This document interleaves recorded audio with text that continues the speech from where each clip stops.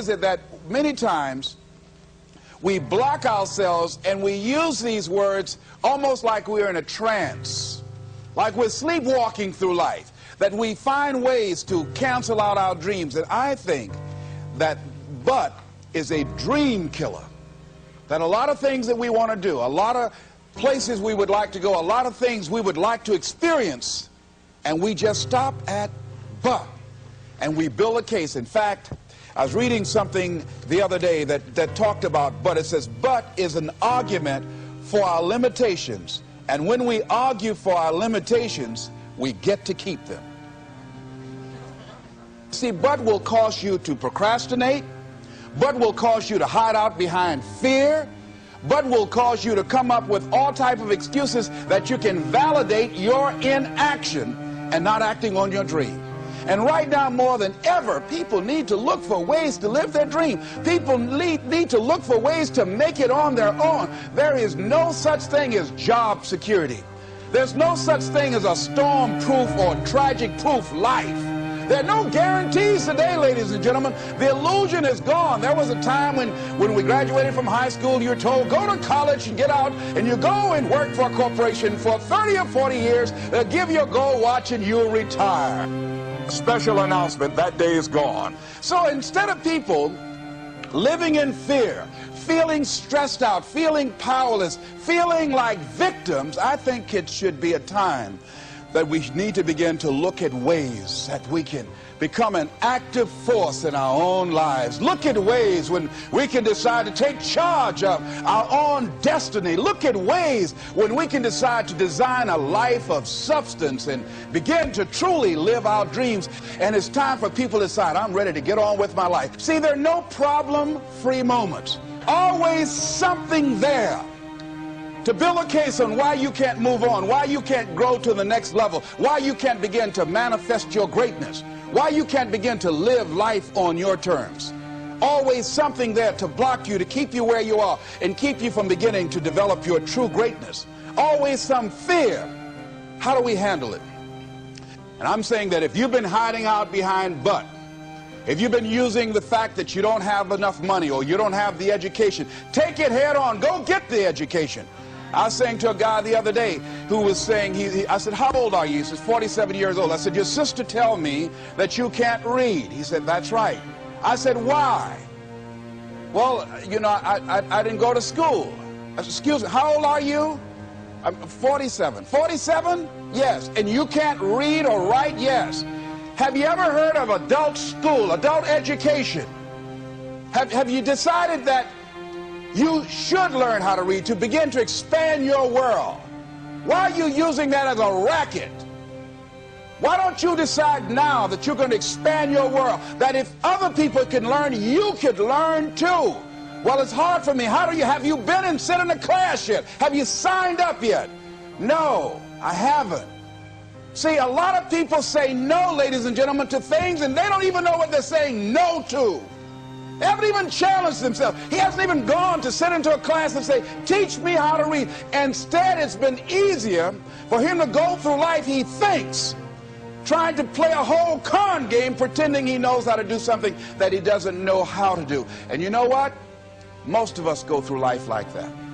Most of us go through life pretending that we're satisfied where we are, pretending that everything is okay, pretending that we don't have any special goals or ambitions or desires, when really deep down inside we do really want more.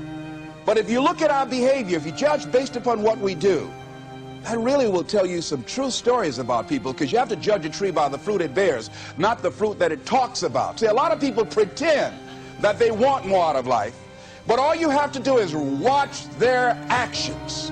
That will tell you something. People will tell you, oh yeah, one day I want to have a restaurant. See, they're pretending they want to go into business for themselves. They're not serious. How can you tell, Les? Watch their actions. Watch what they're doing. The proof is in the pudding. So if you want to do something, if you thought about something you want to do, take it head on. Decide that you're going to start looking at it, start doing research on it, start tackling it, Start becoming involved in whatever and wherever it might lead you to begin to explore the possibilities in that particular thing that you're seeking, so that you can begin to learn all you can about it. Decide that you're going to face it, that whatever shortcomings you have, that you're going to strengthen yourself there. Whatever training that's required, that you're going to go get that training, that you're going to get started right now. The George Washington Carver would say, do what you can where you are with what you have and never be satisfied. S.B. Fuller used to say, and you heard Joe Dudley talk about, always strive to be more than that which you are. Yeah, don't get satisfied with yourself. Always know that wherever you are, you can enjoy more, that you deserve more. But most people, you know what they do?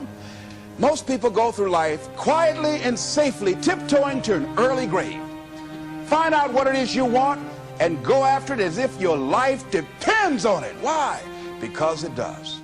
If you're not where you want to be, it's because you're not who you need to be right now.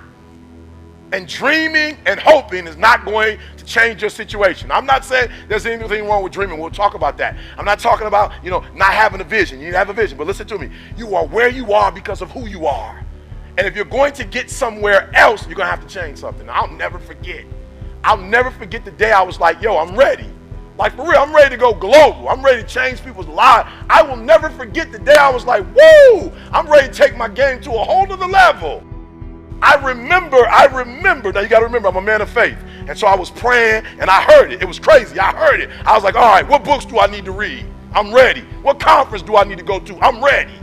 Just show me the book. I'm ready. Show me the conference. Take me to the guru. I'm ready. Just show me what I need to say. And it was crazy. I heard as I was praying, I heard you need to forgive your biological father for not being in your life. This may sound crazy, but asking my biological father to forgive my biological father for not being in my life is the craziest thing, guys. As I started going through the process, I realized it had absolutely nothing to do with him. Be careful what you ask for, because it might happen. And I just said in my little space that, you know what, I need to forget this guy. Next thing you know, I had an engagement in Chicago, Illinois. Got to the engagement about an hour early, was doing my prep, and I'm telling you guys, I got on the phone. Forget my age, but I was on the pay phone. This is back in the day. This was before cell phones came out, right? I was talking to my grandmother on the pay phone, and out of the corner of my eye, I promise you, I thought I saw my father. I said, that can't be. I didn't call him. He doesn't know I'm here. I forgot I got a grandmother. So my grandma working it out. So my man walks in. I look at my man. I'm like, nah, I can't even do it. Be careful what you ask for. I'm like, I can't do it. I'm like, come on. Why are you going to pick this time? Can I say something to you guys? To be successful is never convenient. The things that you have to go through, it's never convenient. I'm like, I'm about to speak. Come on, you coming in when I'm about to speak, like you're about to throw my whole game off. So I didn't know what to call him, Dad. Like I was tripping, like I didn't know what to call him. So he's sitting there, and so he's like, and so I finally get there. It's like, why weren't you in my life? And I was listening, I was saying, in order for me to be free, in order for me to go to the next level of my life, I just need to hear this man say, I'm sorry. When I asked my man, why were you not in my life? My man said to me, see, your mom. So I was like, wow, you ain't go there. Like flat out, that you wasn't, like you can't man up. You can't man up. You're gonna say my mom, like even if it was my mom, that's like she still raised me and took care of me. So you gotta know that's off limits. You gotta know that ain't proper. Like you can't do that. You grown. I got a son. I've been in his life. I was there in the hospital when he was born, man to man. There's no way you sitting here telling me my mom. And I walked away still angry, and I walked away bitter. And God said to me, you don't get it. He doesn't have to free you. You have to free you. He doesn't owe you an apology. He's not even mature enough. This isn't about you. He's not mature enough to say he's sorry. So if you're going to be free, you're going to have to free yourself. And I'm telling you, if you're in this room right now, you can do whatever you want, but you're going to have to free yourself and stop being a victim and waiting for somebody else to open up an opportunity for you, to open up that door for you, to do for you. If you don't do for yourself, I apologize. I apologize. I wish they would man up and tell you what they need to tell you. Your boss would say they're sorry. Whoever owes you an apology, but trust me, you might die and never get one. And if you're waiting on that, you might be in a hostage situation for the rest of your life. So I looked at myself. I said, Eric, you better learn to love yourself, because he might never do it.